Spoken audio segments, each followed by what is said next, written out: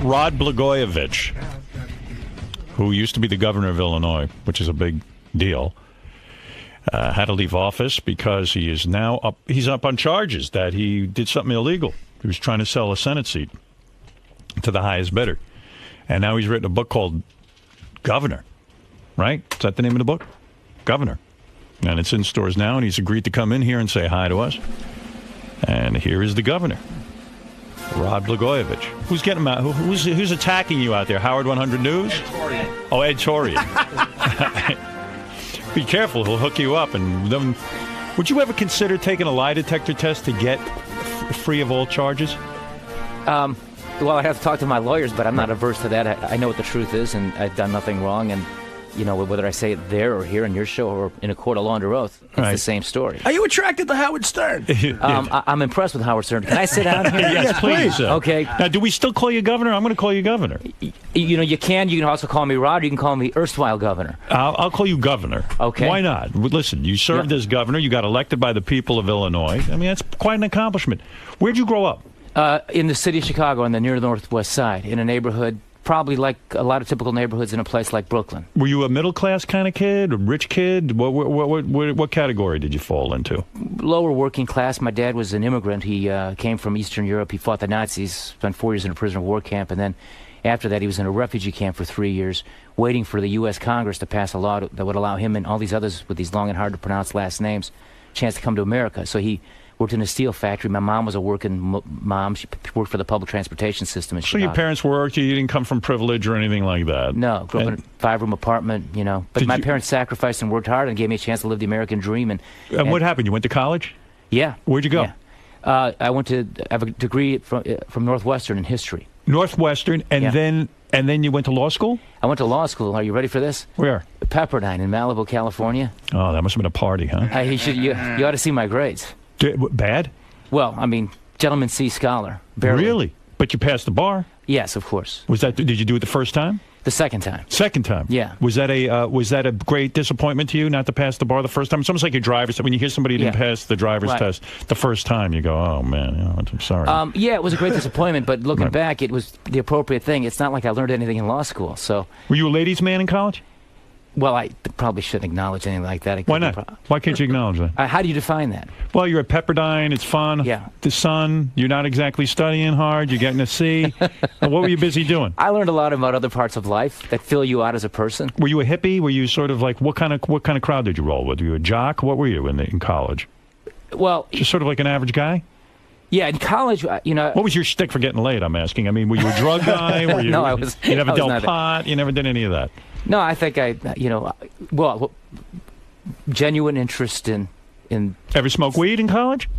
Well, no, I was asked that question publicly. And I've done it twice, and I remember both occasions. Didn't like it? Yeah, it was. You know, I run and I don't smoke, so. Right. It destroys your lungs. Yeah, I mean, it's just not something. I'm not a big drug guy myself. I mean, I did my thing. You know, I tried them all, and that was it. Yeah. And that was it. But in Pepperdine, you were drinking, I bet. A little partying. All things in moderation. Are you saying you were a virgin in college? No, I'm not saying that. And everything I say is subject to being cross-examined in court of law. You're going to go to court, and they're going to want to know, when did you get laid, and when was the first time? So were you... I'm going to write all about that in my second book. Did you mention, were you popular with women when you were... I'm just trying to understand background here. Were you popular with women in high school? I dated the captain of the cheerleading team. You dated the captain of the cheerleader? In high school. Yes. What was it with you? She was sweet, and she was one of my, early loves. How did you get her? Did you have a great gift of gab? I guess you'd have to ask her that. Whatever it was, she was certainly willing. You're here to tell us. Yes. Forget about all your other stuff. Yeah. That you were banging the captain of the cheerleaders in high school. Well, I wouldn't quite phrase it like that. She was my girlfriend. That is impressive. I was madly in love early in life, and and I'm still madly in love with my wife now. Well, forget your wife for now. I understand your wife, and who may very well be listening. So I just want her to know that I'm madly in love with her. You've never discussed with your wife your previous sexual partners? Well, I mean, we have an open and honest relationship, so we trust each other, and we love each other. We're soulmates. How old were you when you met your wife? I met my wife March 6, 1988, so I was, 31.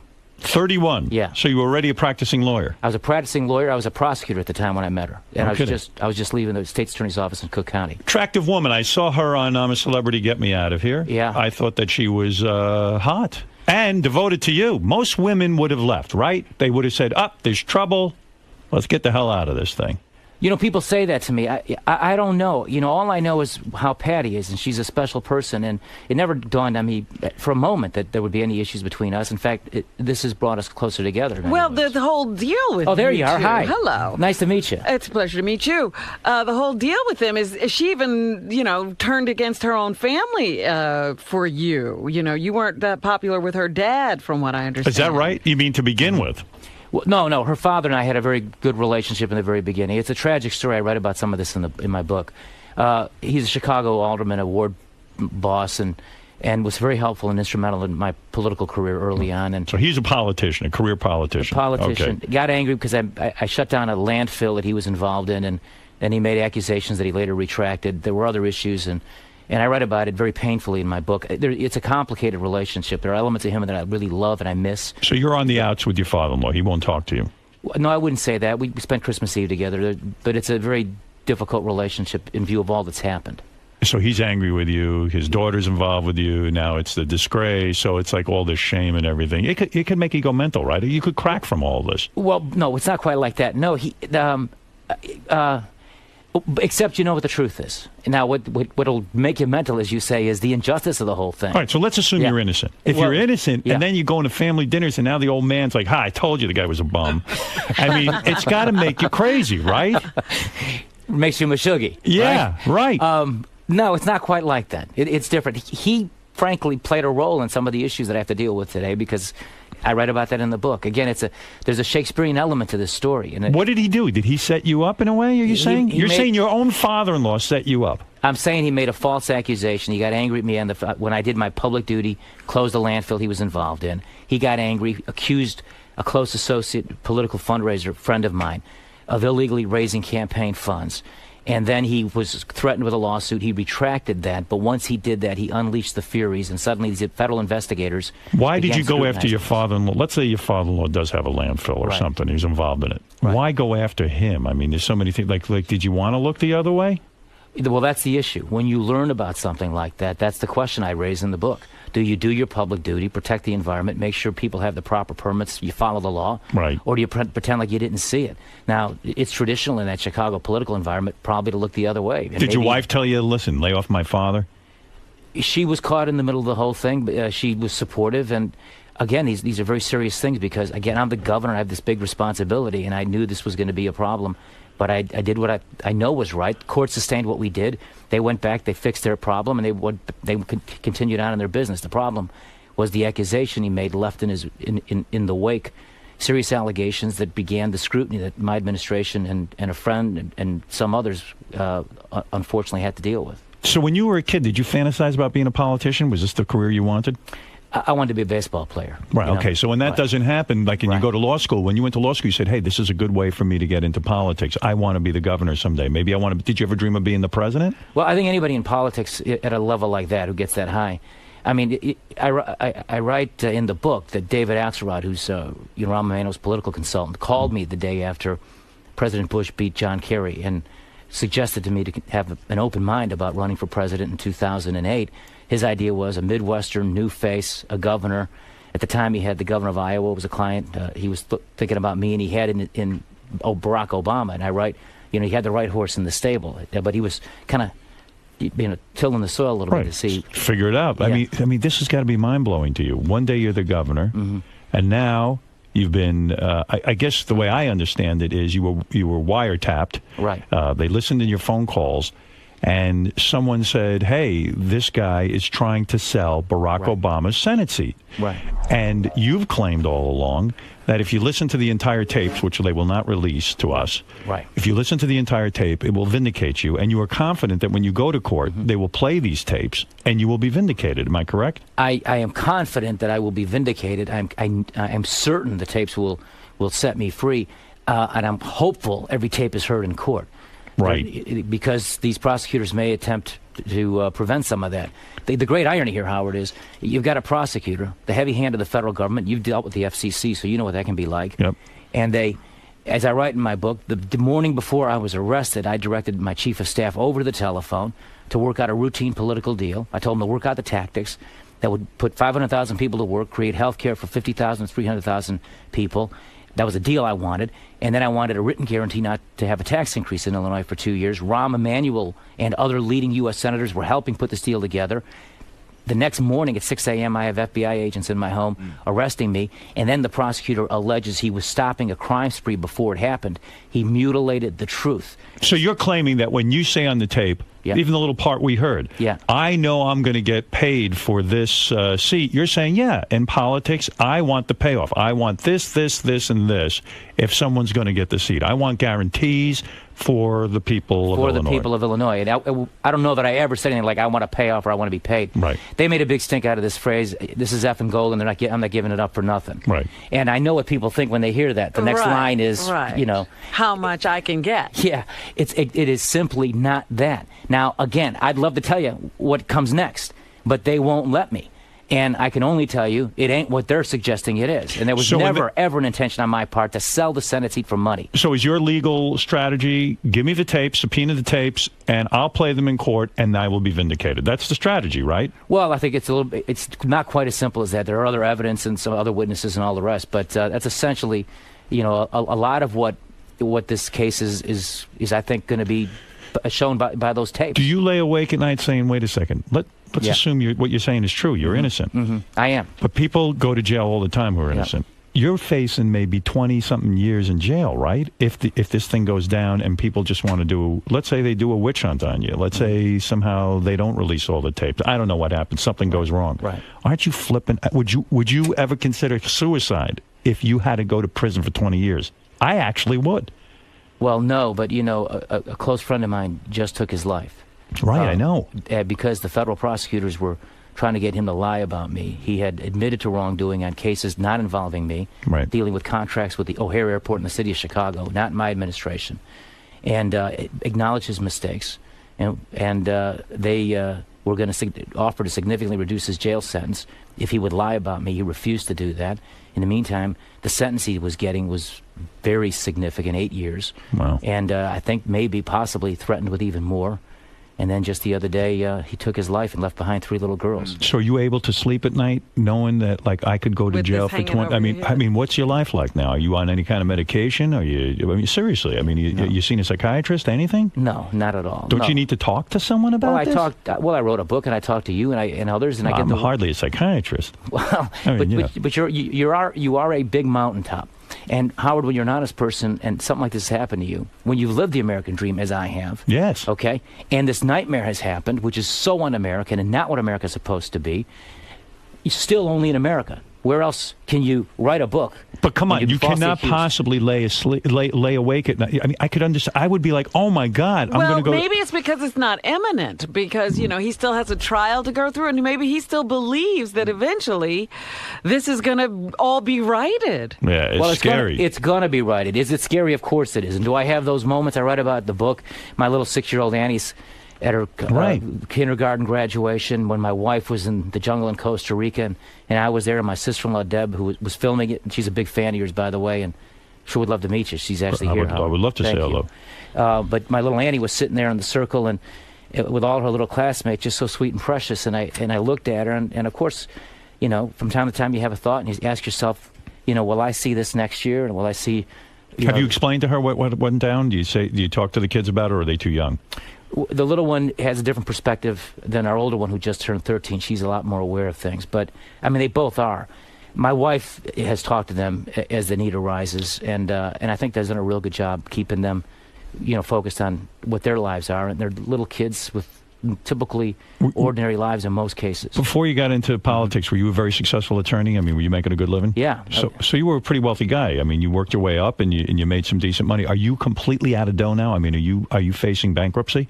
No, but when I was hijacked from office, because that's what it was, I was prevented from bringing in evidence to prove my innocence. They didn't even prove any wrongdoing. You tried to stay in office, but then they had a vote to... Yeah, they offered me, through third parties, an offer was made to me to step aside, incapacitate till I clear my name, and get fully paid by the taxpayers. Wow. I turned it down, because that would be the wrong thing, because I wouldn't be working, and I didn't want to be bought off in that way. Plus, I questioned their motivations on some other things. But, you know, I lost my job suddenly. My wife worked in an organization that helped the homeless. Right. And then she got canned? She had a 1-year contract. They breached it. She's entitled legally to about $80,000, but we didn't want to sue an organization that needs every dollar it can to help the homeless. So neither one of us had any income. Do you guys? Do you and your wife talk about this every single day now? It's consumed your life, I would assume, right? I mean, you can't have a normal life. Did a lot of your friends? This is life. Did a lot of your personal friends leave you? Like, have they just turned their backs on you and said, "We don't want to know you anymore"? Well, let me answer that, but let me just go back to, we're rebuilding our financial situation. And again, we've had opportunities that most people who've lost their jobs don't have. Right. I mean, I was offered a TV opportunity to be on a TV show in the jungle. You would have done that, huh? I'm a celebrity, get me out of here. You know, I would have forced myself to do it. What kind of dough were they offering, 150? It was good. Give me a number. I can't. Give me the number. We're prohibited right now. No, you're not. No, NBC says no. How much would ABC pay those cheap bastards? How much would they have paid you? No, it was NBC. They were very generous. NBC. I bet you. I'm going to take a guess and tell me if I'm in the ballpark. I'm going to say $100,000, 125. Interesting. And this is a primetime show that's taken up most of their time. Don't you think you could have done better than that? Well, I'm not acknowledging that's the number. Let me simply say, go ahead. NBC was the network that helped Elvis on his comeback in '68. Right. This is the beginning of my comeback. And is it a comeback, you think? Yeah, I know it is. You think if you're vindicated, you could be elected governor again? Yes, I think I'm certain of that. But well, you know what? There's something that hasn't I believe in been comebacks. asked here. If you are this is a frame up. If what you're saying is true, you're being framed. Who would want to frame you? Why, and what they would want, I guess, is for you to be out of office. And they have effectively done that, whether you win this case or not. So do you think is behind all this? Yeah, who is framing you? Who are the masterminds of this? It's a complicated thing, and I have a very strong opinion on the motivations. But I don't think it's appropriate for me to say some of that. And I don't believe it's a conspiracy between the prosecutor and political enemies of mine in Illinois. I think one thing led to another. But you have to remember, President Obama and I have some relationships that are mutual. I write about that in the book. There's a guy by the name of Tony Resco that Barack Obama knew very well. He introduced me to Obama. Right. He got in trouble. He did some things wrong. He was a big contributor to Democrats, me, Barack, and everybody in Illinois, the new Governor Quinn, the Madigans, who were political people. And long story short, he's sort of a central figure in some of this drama. And you have to ask yourself whether or not, you know, the new administration was coming in and this prosecutor wanted to act quickly and create a dynamic that made it hard for the new president to make it, you know, to kind of go in a different direction. Who's the guy who gave the okay to wiretap you in the first place? Do you know? Well, you have to go before a judge to do that. Oh, you do? So you don't even know. But it could be the prosecutor? You don't know. Well, no, the prosecutor seeks it, and then the judge has to approve. Okay, I got it. All right. So now, you have enough money to live? We're rebuilding, and we're blessed for the opportunities. We were busted right after this all happened. I didn't expect to lose my job all of a sudden. Do you still have your house? Yeah, and the kids still stay in the same school, which is a private school. We've been able to get back quickly. Again, unusual opportunities that most people have lost their jobs. So you went from being a millionaire? No, never a millionaire. Never a millionaire? No. But very comfortable? No. My legal practice was doing well. Right. But then these political opportunities came, and then I ran for Congress. And when I ran for Congress and won, you can't practice law. And so that was the end of my law practice. Why can't you? Because it's impossible to hold two jobs at the same point. I mean, Congress is a full-time job, I guess, right? That's correct. Right. As a state lawmaker, you can't. You're not allowed. Right. Yeah. So your income takes a hit. Right. You put things aside, you take the whole political route, and then this whole scandal happens. And that's got to throw your whole financial world into it. So all of a sudden, celebrity, get me out of here. You got to do it. You got to go in the jungle and eat tarantulas. Yeah, because really, how are you going to? People think you have unlimited funds. You don't have it, right? And then when you can't do it, your wife has to do it. Yeah. Right. Yeah, the judge wouldn't allow me to go, and then Patty was willing to do it. And all I can tell you is that this is a mother who loves her children and is willing to do something like that for her kids and her family. And I felt bad for her. She was crying a lot on it. I'm sure it was hard for you to watch. Did you watch the show? I watched every one of them, and it was painful to watch in many ways. But it was a good experience for her, and she made made friends that I think she'll keep for the rest of her life. We became very close with John, Sally, Francis and Angela, Tori Hunter, the wrestler, who, if she was on your show, I know what you'd ask her to do. What would I ask her to do? Take her blouse off. Goddamn, I'm going to ask you to take your blouse off. I was afraid you were going to do that. I know you're here with your sister. I'm going to have her take her blouse off, too. Why not? Anyone who has a blouse on, it'll be off. Hey, they Everybody's tell me you blouse can is swear off. on this show. Is that true? You can. It's too early in the morning for me to say those words, but if you listen to some of the tapes, you'll hear them. Yeah, so you like curse words. You are a fun-loving guy, right? I think so, yes. Right. Yeah. So Fucking right. now Elliot Spitzer went Yeah. down too. Do you empathize with him, or do you feel it's a whole different situation? Do you feel he is guilty of something and that he should have resigned, or do you have some sort of empathy with him? A combination. I don't. The decision to resign was his decision. Right. Yes, of course, I have empathy for him, for his wife. Should he have stayed in office? That's a decision he would have to make. I don't know what the dynamics were. Did you ever meet the guy? No, I never did. But, I mean, if you were to look at his situation and look at mine, I think it's fair to say, and I know I probably shouldn't say this, he got a blowjob and I got fucked. But I'll be back. But I'll be back. I mean, and there's no dispute with regard to his behavior, but there's big dispute with regard to what They even I'll say be able to- Spitzer's trying now to get back. I mean, Yeah. he might even consider a comeback, they said. Yeah. Who knows? Maybe he'll do all right. I don't know. I can see him trying to do that. So the book's called Governor. Yes. And you wrote this right after, I guess someone approached you to write this thing, gave you a decent advance, I hope, right? They've been fair to us and excellent. And I want to plug the publisher, Michael Wiener, who just passed away. But he took a chance on me to give me a chance to write this book. Cause You write it with a writer, or do you just sit down and do this yourself? I did it all by myself. I No went through kidding. 6 boxes of crayons, but I wrote the whole book by myself. You wrote the whole book by yourself. Yes. This is in your words. Yes. And they'll probably take the book and use it at the trial. When is this Right. trial going to happen? Do we know? In June. It's scheduled for June. Would you like it sooner than June? Would you like, because in a way you probably have it hanging over your head. Right. Why do you think it's taking so long to go to trial? Seems like a high-profile case. They could make it happen faster. Do you think they're having trouble finding evidence against you? All those are good. Those are all good questions. They're very prudent observations by you. I don't know exactly why. That could be some of the factors. They sent us something like 3 million documents to review, which is to me just an effort by them to wear down your lawyers and win a wear war down of your attrition. finances. Yeah, that's right. I don't believe that's significant, though. I mean, the bottom line is, the tapes tell a big story. What do It your ain't what lawyers they- say to you? Are your lawyers confident they're going to get you off? Absolutely. They are? Yeah. Oh, yeah. Very much so. Did they give you, when you sit down with a lawyer, you say, listen, give it to me straight. Yeah. Give me a percentage. Yeah. What's my odds here of winning this case? You got a 90% shot of winning it? You got a 50% chance? What's your odds? Well, they don't talk like that. They're just saying they're all confident we're going to win. I mean, there's a complete confidence. They've heard they've seen enough evidence. Let me put it that way, because I'm prevented by this court order to talk about, what's on these tapes. But we have access to those tapes. My lawyers have heard them all. Has anyone offered you a deal? No, but there is no deal. I'm not pleading to anything. I've done nothing wrong. If someone came to you today and said, Yeah. listen, Right. I want you to admit guilt. Right. You do a year. You're Right. done with this thing. No. You won't do it. No way. I have done nothing wrong. And I write in the book, again, I'm fighting for my children and their reputation and for their lives and their futures. I'm fighting for my late parents, my immigrant father and my mother who worked so hard. They didn't raise their kids to be in a situation like this and have our names sullied. We are honest people. We meet our responsibilities. I honestly fought for the people. Every child in my state gets health care. No state did that before. All of our senior citizens take free public transportation. No state does that. I insured every uninsured woman with mammograms and pap smears, routine, so that they can catch breast cancer early and have the treatment if God forbid, cancer's found. I went around the legislature to get a lot of this done because they were blocking me. And so, yeah, I did controversial things, but they were always Robin, you for have the to people. love that. Robin has just been told she has a G cup. Oh, God, help Believe me. it or not. So her breasts have to be checked regularly. The governor needs see. to hear that. Well, the governor likes that stuff. Cancer can't spread that quick. That's right. But I that's voted pretty no on impressive. impeachment, huh? That's pretty impressive. Yeah, no, a record amount of money in public education without raising taxes on people, minimum wage increases twice for low-wage workers. Do you think you're still popular with the people? I have my detractors, but I think I have a lot of supporters out there, too. If you had offered free heroin, Artie would have moved to Chicago. I think that would have been it, right? You would have gone right away. I'm looking at a court case, too. I'm not talking. That's right. He's got to. When is your case coming up? I don't know. What are your lawyers saying? What are your lawyers What are saying? your They're chances? confident. They're confident, too. Yeah. Well, everybody's confident. It's a great day. Everybody's going to court.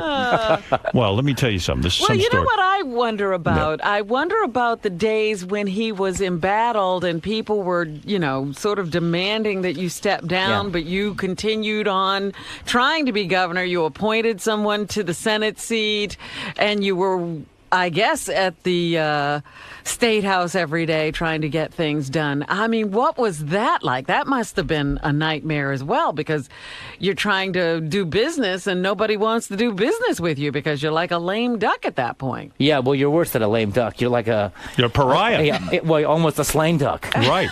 No, it's embarrassing. Well, not really, and I'll tell you why. Because I just know what the truth is on this, and my position was this: if I did something wrong, I'd have resigned. I would have never taken the deal to get paid for not doing work, but they offered that.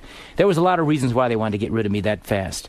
Political reasons, policy reasons on the part of the Democrats in Illinois who wanted to raise taxes. And there was a reason why the National Democrats fought me on the Senate pick. I picked Roland Burris, an African-American former Attorney General. No African-Americans in the United States Senate in the age of Obama. Yeah, but people thought that was sort of like a political move. Okay, I'll take this African-American guy. I'll look like a good guy, this and that. It was almost like a desperate move to put him in. People disagreed with your choice there. Oh, there was a lot of fury, and it came from the political establishment. But you have to understand, before all this came down, and we had discussions over the telephone with different people, the National Democratic Senate leadership didn't want me to appoint an African-American to the Senate. Not because they were racist, but it was racial. They felt that whoever I picked, Jesse Jackson Jr. or Danny Davis, or some of the other African-American names, they couldn't get reelected. So they had an idea who they wanted. Right. And in the age of Obama, I thought that was very hypocritical in many ways. And then when all this changed, I had a duty to appoint a senator. And I felt since the first deal wouldn't happen, that I can then appoint an African-American who had been sort of a safe pick and people sort of liked him and respected him. And then he got a bad deal by the Democrat establishment in Washington. Here you have 100 senators and not one African-American. You have an African-American president, and the Democrats enjoy a majority in the United States Senate because of the African-American vote in New York, in Illinois, in Maryland, in Michigan. Those are probably Republican senators without the African-American vote, and they can't accept one man who's African-American. They come up with this flimsy excuse that it was because of the guy who sent him. Right. It's funny when you go through something like this, and I imagine psychologically it's like it's crazy. But then you start getting weird offers too. Were you offered to have a paid appearance at the Bunny Ranch, the prostitution place? What? What is that all about? You know that, early on, things like that were coming in. And even though I was unemployed and had no income, I respectfully declined that offer. What did they want you to do at the Bunny Ranch? Have sex with women? Were you going to have sex with your voters? What was the offer? What? I don't even understand. I can understand if you were a woman, why they'd want you there. Why would they want you at the Bunny Ranch? Yeah. As I recall, it had something to do with judging some kind of contest. Oh, gee. Okay, now there's a footnote to your story. Right. Months go by, and I was just recently in Los Angeles and having dinner in Hollywood. Right. And I meet that guy. I think his name is Phil Hoff. Dennis Hoff. A heck of a nice guy. Right. Very charming. A real nice guy. Right. And he reminded me of the offer, and I said, "Hey, man, don't just because you're in the bordello business, I was in politics. It's not like we weren't working in the same kind of field."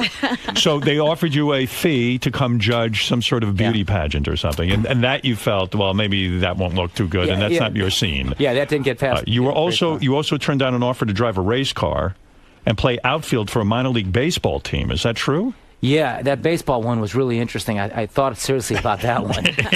But, that would have been good. I might have got to a game. Now, and your sister's with you. I understand she's a gay woman. Yep. And she is married to a woman?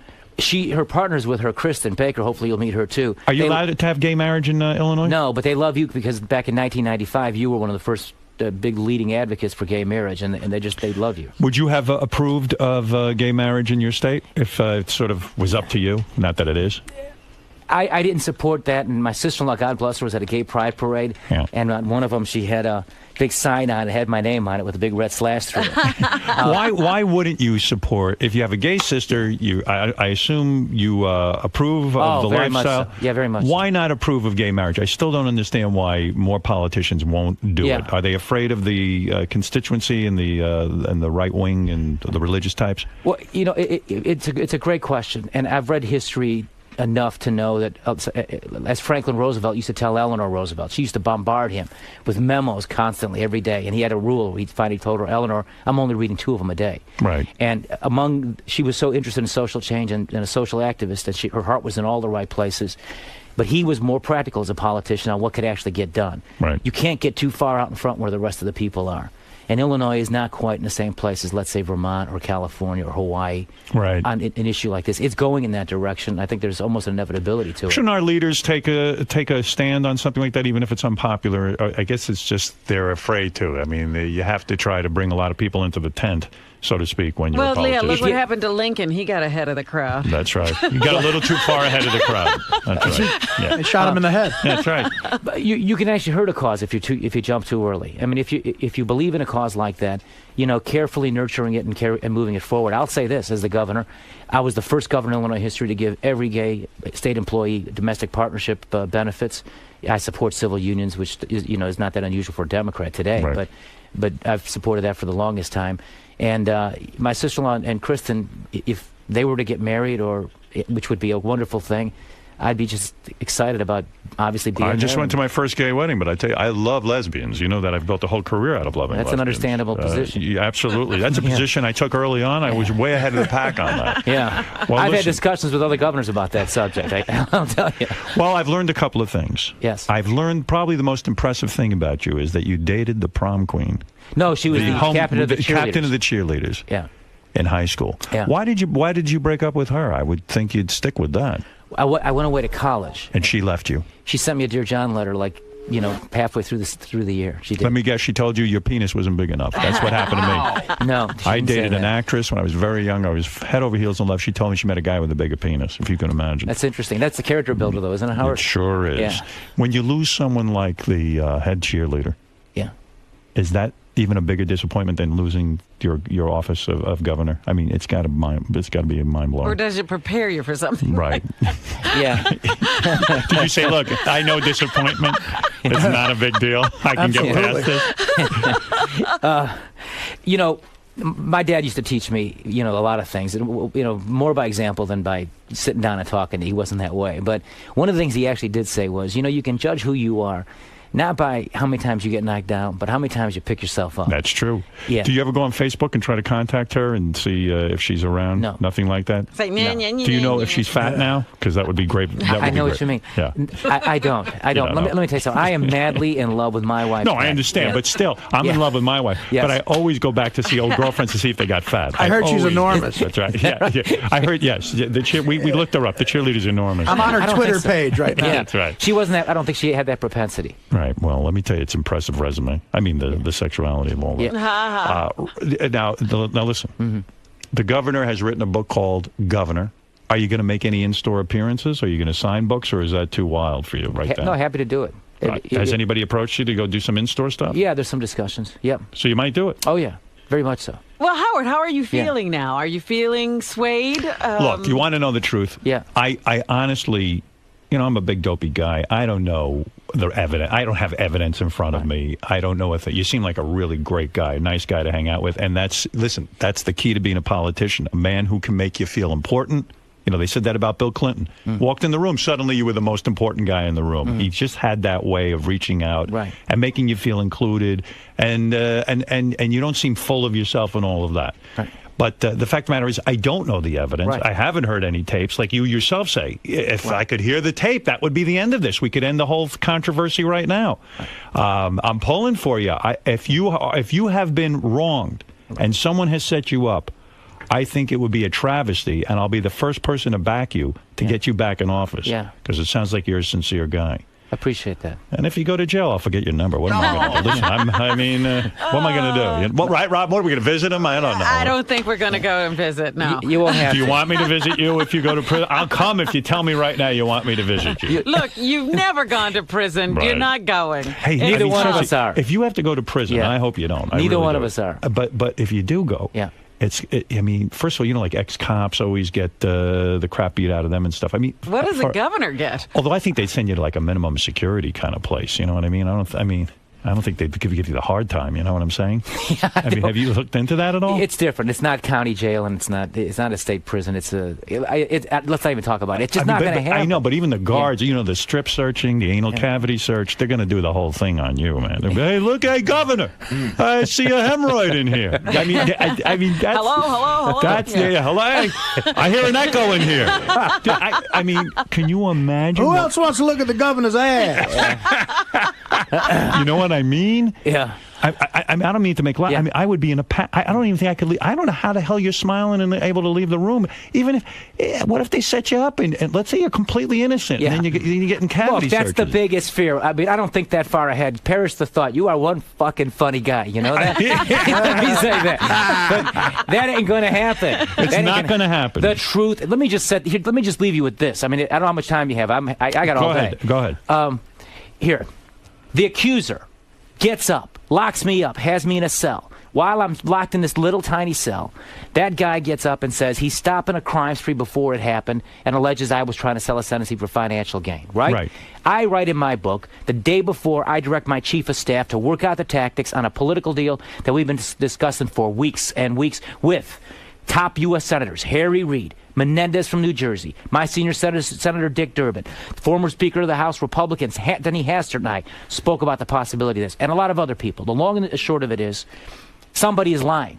I'm either telling the truth or they are. Right. Somebody's lying. Now, the accuser doesn't want you to hear the tapes. The accused wants you to hear the tapes. This is the anti-Nixon, anti-Watergate scenario. You say the tapes will set you free, They and you're will. demanding the release of the tape. I wanted those in the state Senate in January. And they said no. They said no, they wouldn't allow me to bring Rahm Emanuel in, who was our guy to get that deal done. So the people who had to sit there and vote for like censure and say get you Yeah, out of there, right. they didn't even hear the tapes. You're talking about politicians Correct. who didn't They didn't hear the tapes. tapes. They wouldn't allow me to bring in witnesses like congressmen and senators and the president's chief of staff who was working with us on that deal. But everyone's like sheep. They all voted against you, except one person. Who was the one person who didn't vote against you? A guy named Milton Patterson who had a stroke. I don't know, maybe that impacted him. Look, the fix was there. Yeah. He gave you the one vote. Yeah, I think that was the reason he was why. out of it that day. The fix was in. What a nightmare. Right. Well, listen, I hope you Right. don't go to prison. I don't know Yeah. what the hell it would be like for an ex-governor, I mean. I'm for him. Right. you like him? I like that guy. You're going to vote for him. What's All his right. name? So, I mean, if you do go away. Well, let me tell you and something. For 20 years, Howard. you might. Do you think you would ever make it with a guy in order Oh, to? no. Never, right? You would never. No. If you got very lonely, No way. just masturbation, right? That's it. That's it. Yeah. You're not that pro civil union. Are you a physical guy? Can you fight at all? I was a Golden Gloves boxer. Oh, you were. Thank Yeah. God. All right. Yeah. So you What can I was handle going to yourself. say, Howard, was All right. it's even hard on the people who visit you in prison. It's not even, any I know. nice experience. Wah. You get searched. You go through a lot. They take everything from you. You can't bring anything in. It's a real I know. dehumanizing experience for everybody involved. Now, your chief of staff has said he's going to testify against you. Allegedly, yeah. What do you think of that? I think he did some wrongdoing at O'Hare Airport when he was there, and I think they found that. And I think, we've looked at what he says he's admitting to, which isn't even a crime. And I write in the book he may want to get himself another lawyer. I think he's so afraid of what they're threatening him with that he's simply going to say he did something he didn't do. Well, listen. I mean, I wish you luck with the trial, and maybe. Who knows? Is it possible this whole thing could be thrown out if the judge listens to some of the tapes and stuff, or maybe they'll just back off, or it's definitely going to go to trial? We're preparing for trial. You're preparing for trial. And looking forward to the chance. Yeah, well, to what prove is my innocence. what is the procedure there? Was there a grand jury or was there a? That came later. After they arrested me, they had 90 days to kind of put together their evidence, and then on like the 89th or shortly before the 90-day period, they went to a grand jury. I see. The jury selection's everything. Go with black guys. Some of the church ladies are very tough. Really? I'd like to see a black jury. I think you need that Dr. Phil. He helped Oprah. Yeah. Dr. Phil will pick the jury. He knows how to do it. Go with no bald guys. They're going to be jealous of your full head of hair. I do a lot of this profiling. We kind should of have stuff. you come in as a consultant. Let me help you with Yeah. that. Listen, Governor Rod Blagojevich, his book is called The Governor, and it's in stores now. Go out, take a look. It's in his own words. He wrote it himself, and he asks that you give him a chance and buy it. And it was an honor to meet you, pleasure to meet you, and I wish you the best of luck. Again, like, I don't know. Listen, Robin, I don't know. Look, if what he's saying is true, this is a travesty, and it's an injustice, and you shake when you hear of things like this happening in America. Yeah, and to a governor in the fifth biggest state in America. Yeah. This could happen to me. It could happen to anybody. Yeah. Oh, yeah, I know. This will be one of the great comeback stories in American history. Listen, you will see. And if you are vindicated, I'll get behind you to get you reelected. If you don't get reelected, I'll give you a job here. We need a guy to tape TV shows with the JD. He's overwhelmed back there. Can I join Richard and Sal and do practical jokes? You can do crank phone call. You can go I back used to there have the now. president's phone number. We could play jokes on him. Get the president's phone number. Come in here. Let's make a couple of phone calls and have a good time. But anyway, I wish you the best of luck. I really do. And the book is called The Governor. That's what you got to get. And I wish you all the best. All right, we'll be back right after these words. Governor. Yes, sir. How'd it go in there? Fantastic. I mean, he's a nice guy. I probably shouldn't have said some of the words I said, but then again, I said those Like on what? some of those tapes. Well, like some of those words I said, but I Some of figured. those sex questions, maybe, or Well, I didn't really acknowledge anything. He just sort of said it, and I just kind of mumbled some sort of evasive answer. But it was fun. He's obviously a very successful guy, and he's a lot of fun. And I can see why he's so successful. People like to listen to him. Robin's legendary, and so is the whole team. So do you feel like this interview might have helped you? Well, we'll see. You know how they play some of that stuff, but no, it was fun to do. He was very gracious and kind. He talked about my book and gave me a chance to be able to, get some of my story out, and that's all you can ask for. That's right. All right, so you had a good time today, right? Had a great time. Had a great time. Want to go back in it, but we got other things to do. All right, well, thanks for stopping by. Thank you.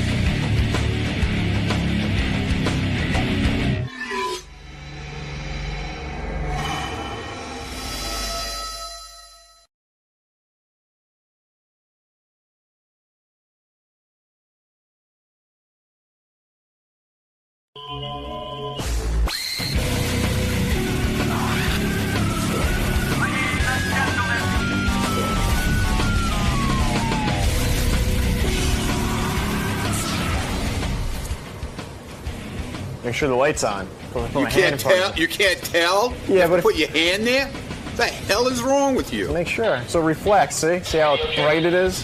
All right. Old friend of the show's here. You want to turn that thing off? Old friend of the show is here. Louis Black. You know who he is?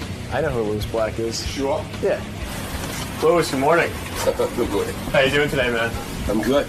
I'm getting as good as I'm going to be at this time. Why is that? It's a little early for you? It's funny at 8:30. I mean, you got to learn how to do that. I'm up late. That's the insane thing about it. You do shows. The shows you do are late, and then they go, and now get up and be funny early. Or is it kind of like a band playing early, like a singer, like it's kind of hard first thing in the morning? I don't know why the fuck they do that. They're insane. I don't know. I mean, how you get up and sing at that time is completely crazy. Louis Black is here. He just had a comedy special on Comedy Central. Just aired, but I guess they're selling it on DVD. So he's promoting that. Funny man. He's been around a long time. He knows what's going on. Yeah. You don't care about music, do you? I like music. You do? Yeah. What do you listen to? I listen to all of the musicals, South Pacific. Show tunes, as you think. Show tunes was my life. And you're a straight man yet. I was in, when I came in this morning, you were talking about, I can't believe you watched the Tonys. Well, I watched about an hour. I was waiting for True Blood, and, I wanted to see what was going on. An hour. Now, at what point did And it was good. It happened to be good. They had a lot of interesting things going on. They kept it moving fast. Did I miss? I turned it on for like 30 seconds. I did theater for 20 years. Right. Okay, I wanted to be a playwright, Yeah. which is the financial equivalent of being a crack whore. and I was in this I mean, I'm solidly in that business. Right. And I turn this thing on, and I'm like, stop it! Why are you doing this? Why are you just telling America, go away? Right. It's like a show that's designed to see how many people will tune out. Exactly. I mean, it's like... Why did you want to be a playwright? I mean, there's no kind of living there. But I had no idea. You didn't. What did I know? Where did you grow up? I grew up in Maryland.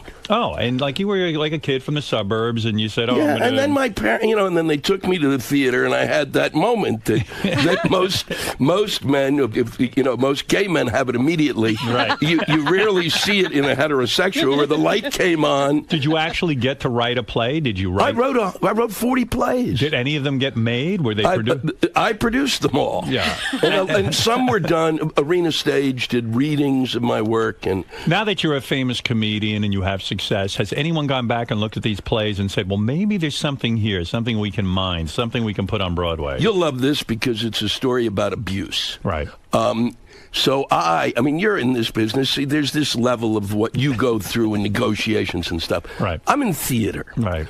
Now, I'm at a point where I'm doing really well as a comic. Now, the theaters get in touch, and they say to me, Louis, we'd really like you to sing. And I know all these pricks. Yeah. We'd really want you to send your plays back to us. Right. So I send the plays back to them, and then they turn them down again. And I didn't. They invited you to be rejected. They invited me. I said, it's like so you made the right move becoming a stand-up comic. And you did the right thing, because if you had hung on and you had stayed with that dream, you wouldn't even be able to buy a house. If I had stayed with that dream, I would have. It would have been like personally raping myself. It would have been. How old were you when you finally decided to make the switch to stand-up comedy? 40. You were 40? Really? Yeah. So you mean up until the age of 40?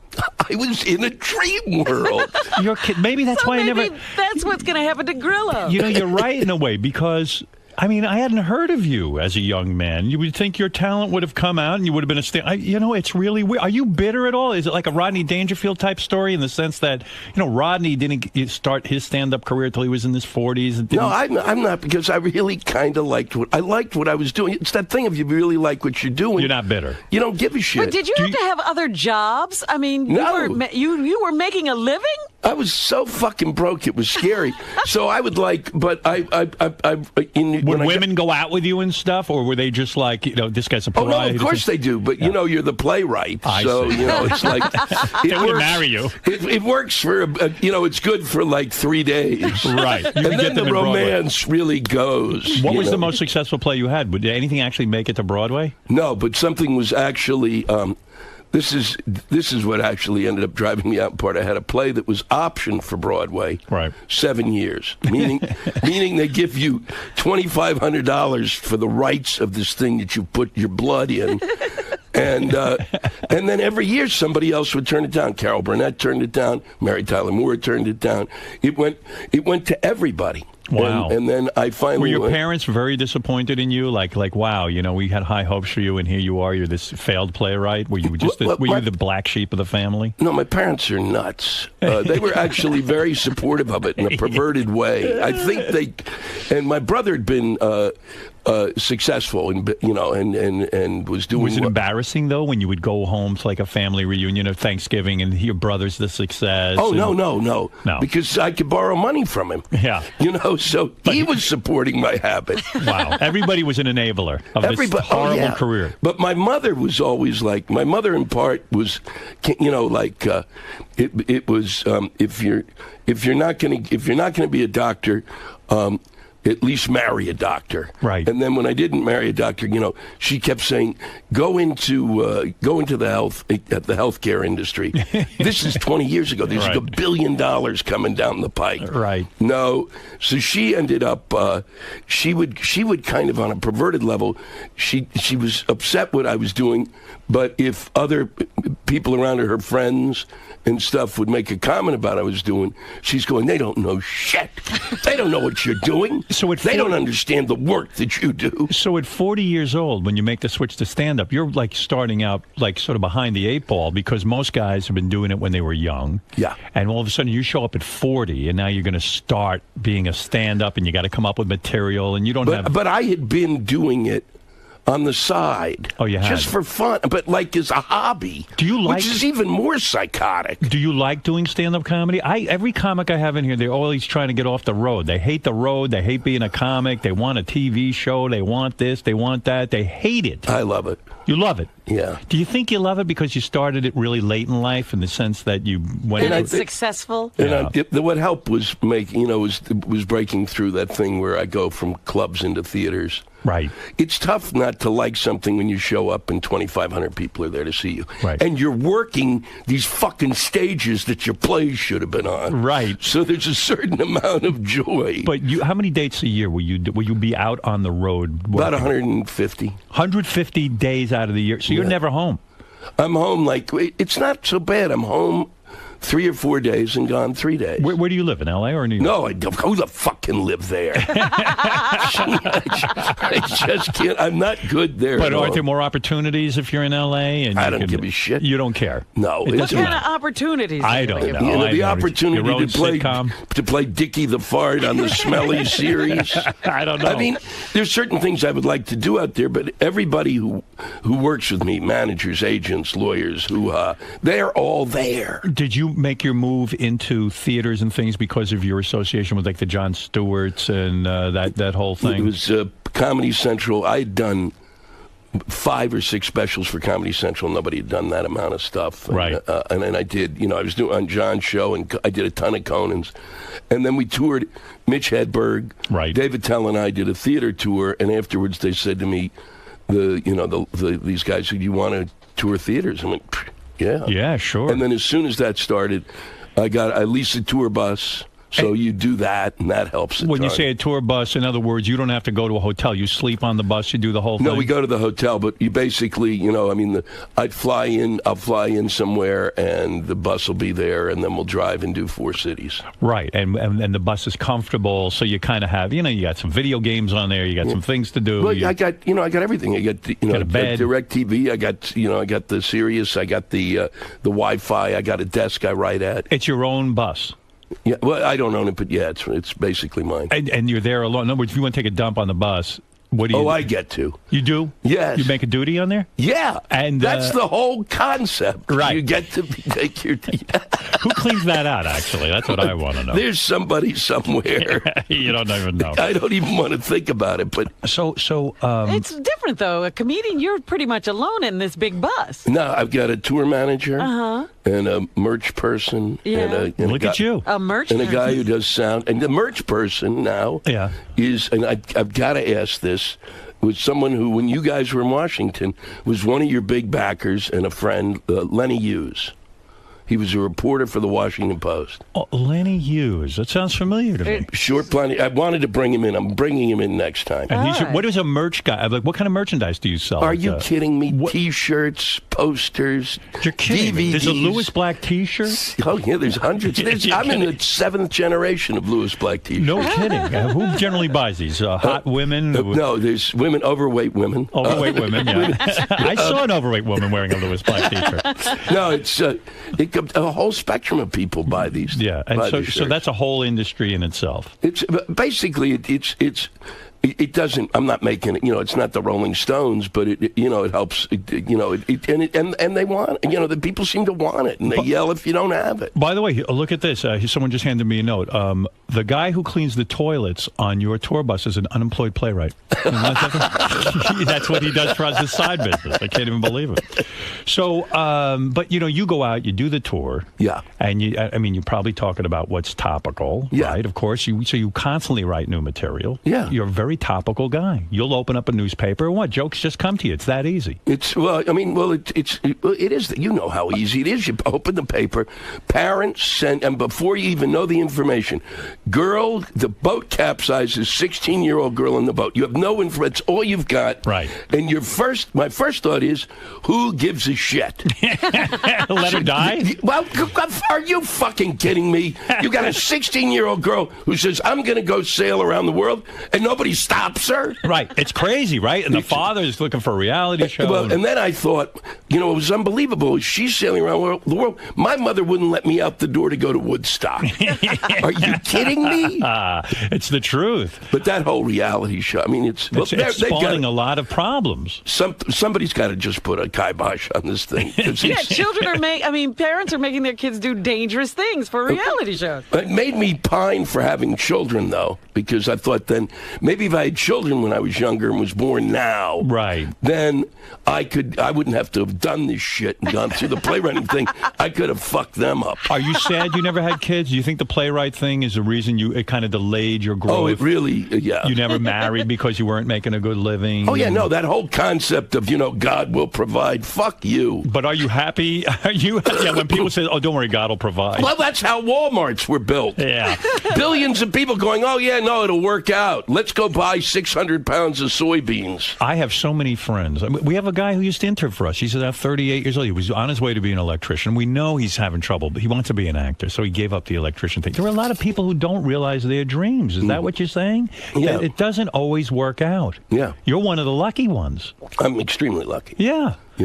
But because it's an accident of time and where you are and that whole thing of you just got to keep doing it. Are you sick about this spill, the BP? I am sick over it. I don't know what to do about it. There's nothing really to do. I'm not an expert in this field, even though they started calling movie directors. But, I don't.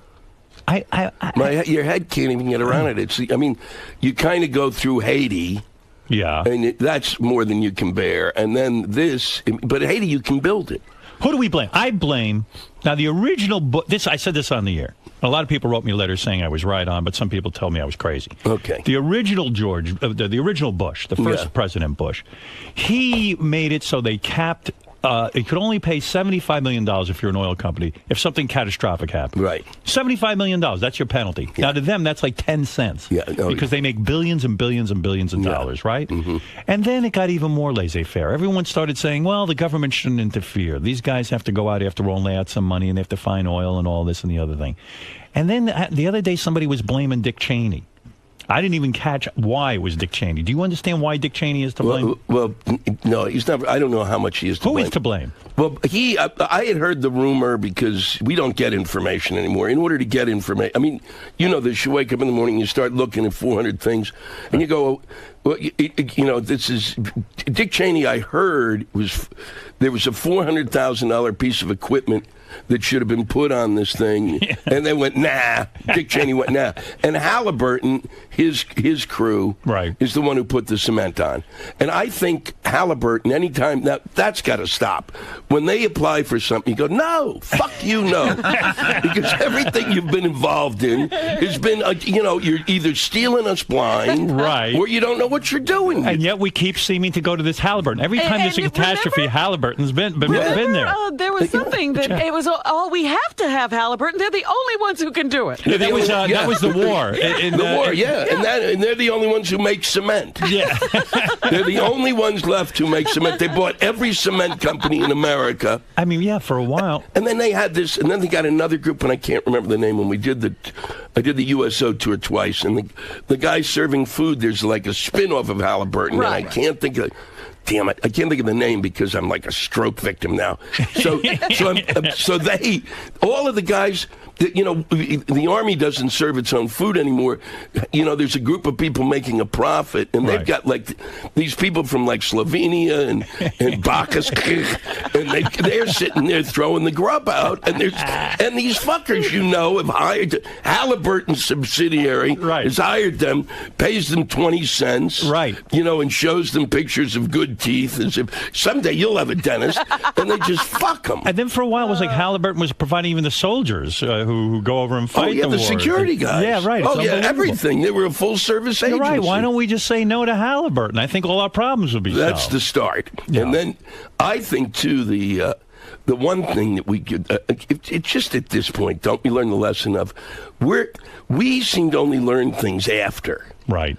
You know, sometimes go, shit, we should have, like when the bridge in Minneapolis went, that's when I had the revelation. Right. Because the next day, after that bridge went down, in every city in America, everyone checked their bridges. Right. Yeah, that's what it took. But it's too we late. forgot we had bridges. It's the same with this oil. People in the oil industry have been screaming for years that it's too lax, that a catastrophic accident could happen. And now here it's, and it did happen with the Valdez and all this. And now here we are again in the same situation. Yeah. Will something good come out of this? I don't know. I mean, I keep wondering when the fuck we learn a lesson. I mean, suddenly we don't allow terrorists on planes. We used to for years for some reason. I don't get it. That. Yeah. You know, I don't know what you do. I mean, I don't know what in the end you do. My theory has been that you might like is that you since BP is a multinational corporation and they're above the law, right, and they act like their own country, and right, they work tax breaks every which way. That since they act like a country, we should treat them like a country. And if we could go into Iraq because we thought they had weapons, invade them. You're saying invade British Petroleum. Invade British Petroleum. You know you're a genius. Take over the buildings, put the guy wherever the mail comes in and the checks are. Here's a guy grab every fucking dime they got. Right.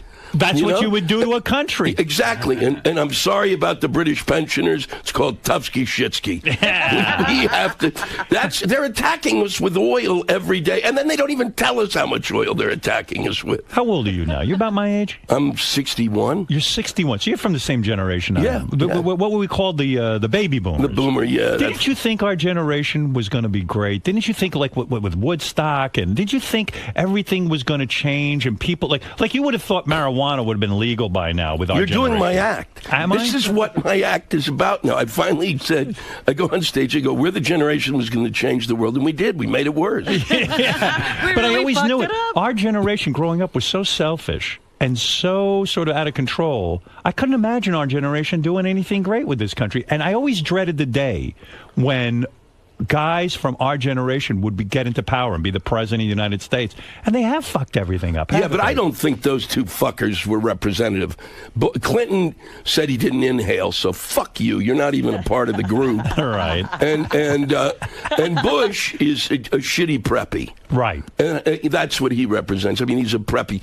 It's impossible to be a shitty preppy. But even like Wall Street now is like, it's not stable. Nothing's stable. It seems like we don't know what we're doing, our generation. We're in charge. Well, they should invade us. I know. We really. I didn't think we would end up this horrific. I did think. I mean, the thing I'm pushing for in the act is the legalization of marijuana. I said, well, we have to have a legacy. We've got no legacy right now. They're going to look back and go, "How sad! What a pathetic group of sniveling idiots." Right. But if we legalize marijuana, we could be saved. Well, we would, because people look back and say they legalized marijuana, and that explains why they didn't get shit done. Are you a pot smoker? No, me neither. But I'm for the legalization of marijuana. I smoked it till I was 25, and then the shit didn't work anymore. Right? Well, yeah, I didn't like it. It made me paranoid. This, that, and that. But it should. I like the paranoia in a weird. You would think it would be legal. Yeah. You know, you really do by now. Something. What can we hang our hats on? Is what you're saying. And well, he's saying it would be a good excuse for why we didn't get anything else done. Yeah, and I also think we need to leave something behind that distracts them from what we didn't leave. And how behind. do you figure I thought our generation was going to be super progressive, sort of liberal, laissez-faire about these. Yeah. Well, and then we got something like the Tea Party. What is that Tea Party? Explain that to me. What is that? That is that is the I don't know how you felt. You got the Democrats and they're insane, and the Republicans and they're insane, and so I've just been waiting for a third party, please. Right. and plus this is your live stream, a third party. A third party. Plus they're driving me. Both sides are driving me to the middle, which is not where I'm most comfortable. But something's got to. We got to move ahead, right?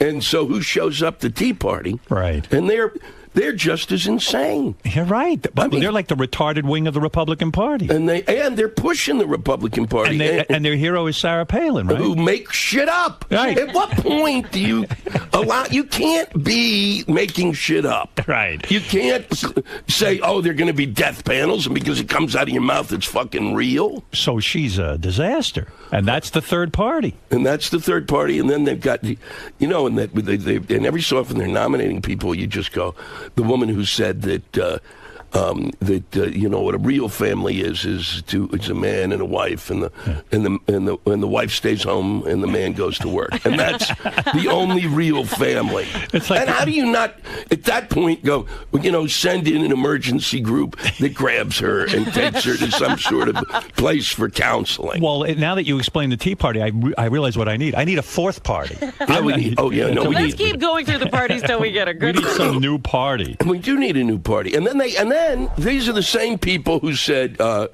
God, we don't want government regulation. God knows.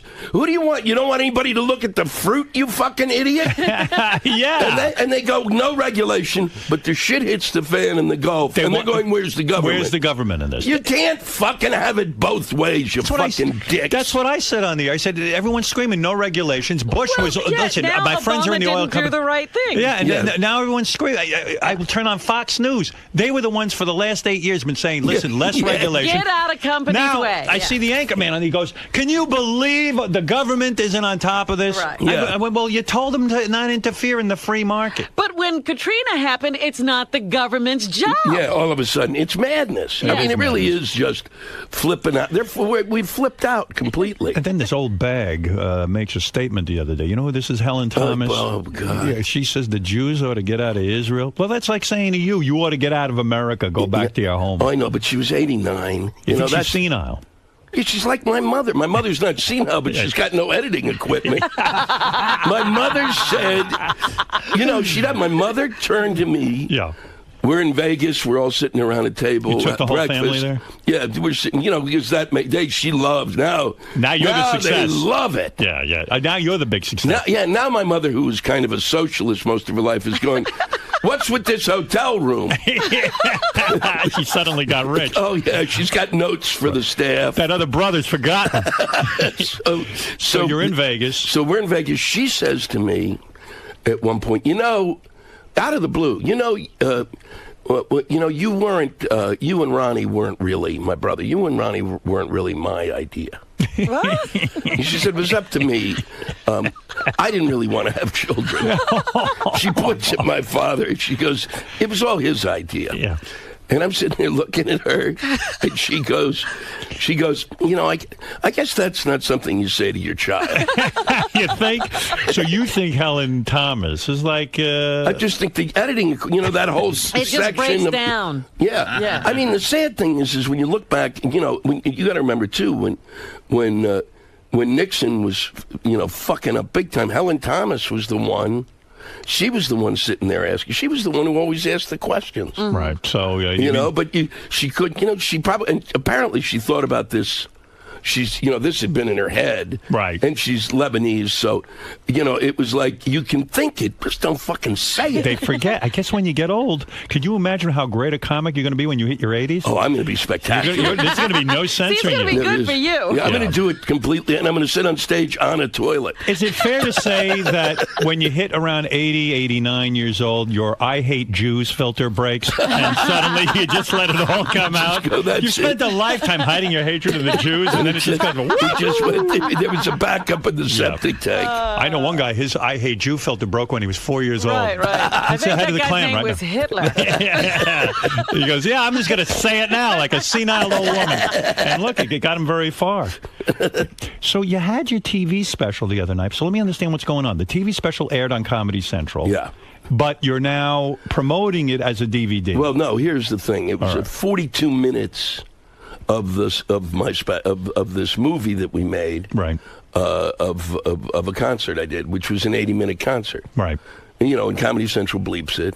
I see. So, this is basically, people saw half of the concert. Oh, I see. And so I came up with that and a 70-minute documentary for people who are looking for something to sleep to. Louis Black's stand-up special, Stark Raving Black, is available on DVD tomorrow. But now that you're 63, you know how they say, like, don't be pushing. No, but they say 60 is the new 40 and all this kind of stuff. That's horse shit. You know that's horse shit. It's not. Oh, for Christ's sake, 60's 60 and 40's 40. They're different numbers. And the worst is when you see those guys on TV, I'm in my 60s now, and I've never felt better. You're fucking insane. Did you have polio as a child? Were you in an iron lung until you were 18? It's crazy, right? What do you think? You never felt better. You know, I wish I knew now. You can't apply what you know now, douchebag. You can't go back in time. It doesn't work. Oh, my God. Well, you're a smart comedian. You know what I mean? And it's great when you see guys having success who, are kind of lowbrow, base kind of. Do you sit there and like kind of turn, like when you go to these places and you perform, and let's say it's not a theater, let's say it's a couple of guys on the act. Are there performers who you just fucking can't stand? Or you just like, this shit is bullshit. How is this guy successful? Well, no, because it depends on it. I mean, certain people, there's certain things, but I mean, most of the time, if they did the work, I don't give a shit. Like there's always been this hoo-ha about Larry the Cable Guy. Well, I've known him since he was Dan Whitney, and he opened for me, and he was horrific. Right. Like 20 years ago. He was horrific. But he came on as Larry, and then he started to do these, go on radio stations, but he would call every radio station every morning, and every time I was on the radio, he'd be coming on later, and he did all the work you have to do. It's hard to really go, piss on somebody who's done all the work. Is he still horrific, or has he gotten better? Oh, he's funny in a horrific way. It's hard to understand. Well, you both do different things. But they're, to me, what's upsetting is these guys like Dom Irera, who's a great comic. I mean, just a great comic. Funny guy.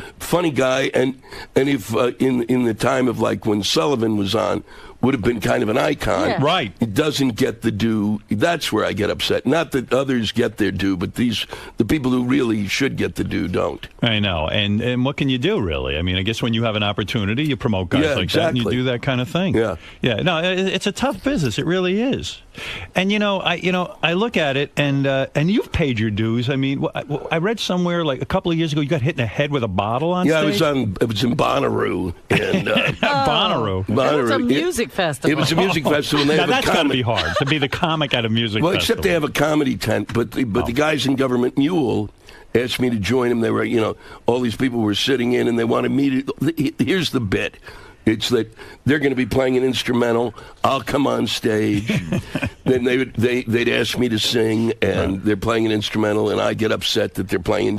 You fucking, there are no lyrics to this, so I go off on them. And then within 30 seconds, this giant water bottle, not with water in it, comes and hits me right in the head. And I explode, and all the guys jump up. And I went completely apeshit. You started yelling at the audience? Yeah, and the only thing... What do you say to the audience? I said, you fucking assholes, you come out here to the middle of the goddamn... The last thing on earth, you don't throw shit at people on stage. I don't give a shit if you throw it at me. That I don't care about. But these fuckers are talented. You can hurt somebody. And it was... then the only thing I thought about when I've seen the video on YouTube is I look as if I'm midterm pregnant. Right. That's just what really pisses me off. Not the water bottle.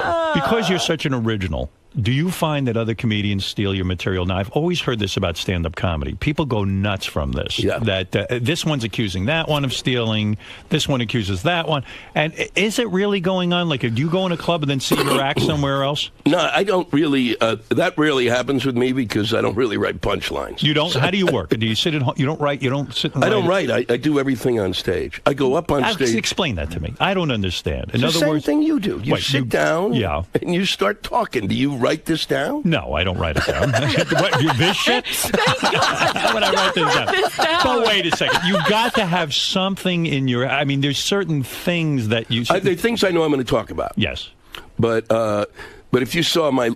It's just a list. It'll be like BP, regulation, And, I mean, I just write little things down. And there's no joke. There's no punch. But there I mean, is. when I stand on stage, that's when I start to shape the material. And I'll start talking about it, and then I'll find out what's really fun. I'll have like 1 or 2 lines. Now, that seems very brave. I mean, you could tank. I mean, you could have a night where you're not, at least if you have a set act, then you can't really tank. You've tested it, you've worked it. But, I mean, what happens is that I've kind of developed it to the point where I have my set, and then... like this thing that just came, what just came on was it was my tour last year. That's what is the DVD is. So that I finished in August, and then as soon as that was done, I took a piece of it out and plugged in another piece. And then I started working on another piece, and then I finished that piece and plug in another piece and start working on that piece. How did Jon Stewart figure out how to use you? I mean, how did he like? I was there before him. I was the first one there. At Comedy Central on that show? Yeah. Oh, no kidding. I was one of the first people. I'm the last of the originals. Who were the originals on that show? It was A. Whitney Brown. Right. What's his name? God, the blonde-haired guy who was doing the Craig Kilborn. Yeah, right. That's right. I forgot he was on that show. Liz Winstead was producing it, and did some stuff on it, and it was just a few, it was these. So Comedy reporters. Central's like been a blessing to you. I mean, yeah. They don't know what to do with me, but they've been a blessing. Yeah. How many shows have you done for them? I've done 7 specials, The Daily Show, and then I did this show, Root of All Evil, which we did it and it went well, and then they put it on this summer. Because Gary told me you had like 15 development deals with them for sitcoms. I've had 15 development deals. It's you want to hear the best? Yeah, go ahead. This you'll love. This is David Kelly, a great writer. Yeah, calls and. My agents, and I get my agents call and say, David Kelly is working on a pilot for you. And I go, because these guys in L.A., I think they are so fucking live in dreamland. It's like, yeah, right, David Kelly's writing.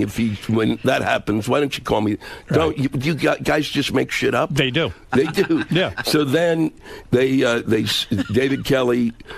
is going to meet me after this show. And David Kelly's had 1 million hit shows, right? Yeah. I mean, he's written... Ally McBeal, Boston Legal, Picket Fences. So The Practice. So you're like, this is bullshit. He's not writing anything. He's not writing anything for me. Right. I'd met him once at the Emmys, and he had said, boy, I'd like to work with you someday. Right. And so so then he shows up at a show, and he says, I'm working on a piece for you. Then 2 weeks later, they send me the script. Yeah. And it's a great script. Go ahead. And what's the problem? And then they fly me out to have a conversation, and he says, I don't have the clout I used to have. I don't know if I can get this on the air. I just know I really want you to do it, and it's about the best thing that's ever been written for me. And I go, wow, okay. And then I leave, and then literally the next day, Leno. The whole Leno Conan thing explodes. Right. NBC now needs product. Right. They go into they have a bidding war with Fox. NBC wins, and at that point I cocked a pistol because it's really NBC has won. These fucking morons, couldn't he have gone to Fox? There's a fighting chance at Fox. Right. We know these guys are idiots. Right, those guys really, at NBC. How do you fucking move Leno out? How fucking what planet? Yeah, right. Everybody knew it. Monkeys in the zoo spelled out Leno in their feces. It's unbelievable that they would do that. And then they give $44 million or $39 million to Conan, rightfully so. Right. So I'm looking at this, and I go, okay. And then they start to do negotiations with me. Now, it's Monday, and my agents ask for X amount of money. Sure. I got to move.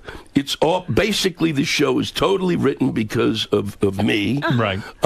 It's all built around me. I mean, every fucking scene. It's more work than a human should do. Right. I'm going to go from 70 minutes a day to a fucking 12-hour, shoot.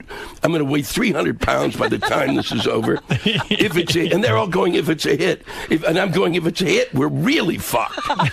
You don't want to do all this work. You know, it's a ton of work, but I really want. But it's really exciting, but you have to pay me X. If I'm going to move from New York City, where I finally bought an apartment, I finally have a place after fucking killing myself most of my life, and I like it, and I go home and I go, oh, I have a home. Wow. Right, this is exciting. You know, you're successful and now you're gonna. When I finally move in, now you're gonna move me somewhere else, like an itinerant. Right. So I go to. We just go. Here's what Lewis wants. Let's not negotiate. He's got to get his shit together and get out there and work on this. Right. Well, 2 days later, the lawyers come back and offer me half what I want. So it's like, okay, half. And then they have negotiations, and they keep going. Now, Friday, they want me to leave on Saturday to go to NBC on Monday. Right. And at that point, they still don't come through. And now they've given me the whole week to think about what a piece of shit I'm going to be treated like unless it's a hit. Yeah, but they don't understand. You love your life on the road. Yeah. You love you make great money. Yeah. It's not like you're dying to have a sitcom. Exactly. Right. And this is more than the half hour. This is an hour with a lot of cameras and people, important things. And it could be over in a week. Yeah, exactly. Yeah, right. So I went, when they got to the end of it, I said, no, you know what I wanted? Right. I'm not going to, because I finally went, no, I don't. And I called David up. I said, I really want to work with you, but I don't want to be treated like this, and that's the way, and you can deal with it, and I can't, and I wish you all the success. He said, come on out. I want to put you on tape, and let's just work together, because I want to show these guys that it's your show. Right. So I go out, and we work together, and that's phenomenal. Right. But I sat in the room, and as we were doing it, I said, do you realize, no matter what happens, this is as good as it's going to be? Yeah, right. This is the moment when it's great. What was the show, anyway? It was about a lawyer who leaves a patent law firm and basically moves into a kind of a storefront law thing and starts dealing with and it's called Kindred's, this group of people. Yeah, and that was the end. So no show. So no show. He said, I can't get this. He wanted an actress in like a smaller role, right? And he didn't have the clout to get the actress in the smaller role. Wow. And to his, I have to say, he's so much a gentleman. It's extraordinary. He calls me up. He goes, I couldn't do this. And he said, and I hate the fact that I got you all excited about this gig. And I can't get it done. And I said, it doesn't matter. We had a great day. Who else could ask for more? And I said, we'll work on something. Were your demands unreasonable? Your money demands? No. Were they insane? No. You were within the... I took what I thought I really would want, and cut it by half. And because you would have to give up a lot of this income that you make. You've got work. I mean, you've got all these dates planned, right? Yeah. I mean, you're not sitting at home picking your ass. And they're saying, and the thing is, they're saying, well, the money isn't what it used to be. You just gave Conan $39 million, okay? Go where'd you get that from? Wait another week to lie to me. Yeah. Not only were they, and as you point out, you're negotiating with the guys who made that bonehead move. They took the number one guy and put another guy in. So who knows what I'd be? And then to end the story, which is what's wonderful, since NBC wanted a star, right? And that's always been where I'm always kind of like that.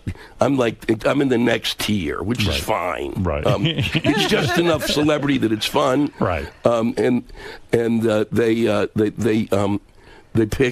They cast. Yeah. Kathy Bates. Really? Yeah. I mean, and I can't really argue. She's a great actress. Even David said, what are you going to do? He said, I can't say to them, fuck Kathy Bates. She's like a great actress. Was she your love interest? She was going to be she's the star. I see. She's doing me. Oh my God. His role and gave it to her. Yeah, and I said, God. And my immediate Kathy reaction, Bates. was, I would have had my tits done. If I knew it just needed tits. It's insulting. Why wasn't it Brad Pitt that took over your role? No, it's Kathy Bates. Because I literally span the spectrum of sexuality. I was in the theater. I'm trying to think who has more sex appeal, you or Kathy Bates. Listen, Louis Black's great stand-up special, Stark Raving Black, is available on DVD tomorrow. Well, you're doing well, my friend. Well, thank you. Yeah. It's fun. That's good. You know what I mean? What you mentioned Leno and Conan, and Conan's a good friend of yours because you've done the show. I mean, do you hang out with him socially, or is it's just strictly you've done it? Yeah. It's sad to think about, but I guess did NBC screw? They did screw Conan. Yeah. And in a way, they screwed Jay, or not? Jay says he got screwed, but no one can figure out how. Well, I mean, he screwed himself in the sense of like taking the 10 o'clock slot. Right, exactly. Should have gone to another network and kicked everyone's ass. And I realize that the Tonight Show is in the pantheon of existence a great thing, but big deal. At a point in time when you've gone in this setting way beyond what radio ever imagined, and TV is like a minute away from being YouTube. I had a piece that went viral on YouTube, and this is when I knew that. Like about 2 weeks ago, I did something on Glenn Beck. It's 2.5 minutes long. I could feel the difference when I walk down the. I mean, literally, people were coming because up. Because now YouTube is a factor. Because it's a YouTube. What'd you say about Glenn Beck? More in 2.5 minutes than my whole fucking career. What were you saying about Glenn Beck? Are you a big fan of his? What a piece of shit. That he had Nazi Tourette's. He is. Everything is Nazi. Yeah. The Peace Corps was a Nazi institution. It's all. The Nazis are just getting better and better. You know what's weird about his show? I watch him a lot, but now it's become like a professor sitting at a blackboard. It's almost like a boring history class, but it's history according to him. Yeah, well, it's his. But you're right. Everyone's sort of a Nazi. B'nai B'rith is Nazi. Everything. Everything's Nazi. Nazis. Well, listen. You don't have to tell. I don't have to tell you how bright and funny you are. I mean, you already know it. And we all look forward to seeing the stand-up special, Stark Raving Black. The great Louis Black, everyone. We'll be back right after these words. Thanks for coming in today. Oh, it was a pleasure. Thanks, great Howard. seeing you. Louis, Yeah. how'd it go there today? It was great. It was a lot of fun. Good to be back. Yeah, it was. It was a kick. It sounds like things are going pretty well for you. You got your book. You Yeah, got DVD. this week. It is until I get out of here. I mean, it's great right now. Right now, it's spectacular. Why? How could it go once you get out of here? Well, things could turn for the worse. Something could drop off a building. I could trip. Yeah, Howard just said, how funny he finds you. Yeah. How does that feel coming from someone like Howard Stern? It's a terrific compliment. You can't beat that. Yeah. I mean, seriously. I mean, really, what are you kidding me? Cool. All right, man. He interviews everybody and their mother. I'm glad we had a good time. I enjoy him. It's like, I just feel like, I don't know how he does what he does. I'm always kind of amazed. Well, you guys seem to be on the same page. Like you both speak your mind and don't care what everyone else thinks. Yeah, no, and really, and we both kind of realize we're not going to affect the fate of America. It's like, this is what we do, and you can listen, and then, but it's not like, people get upset with us. It's like, what are you, really? You think everything's going to change because we're talking?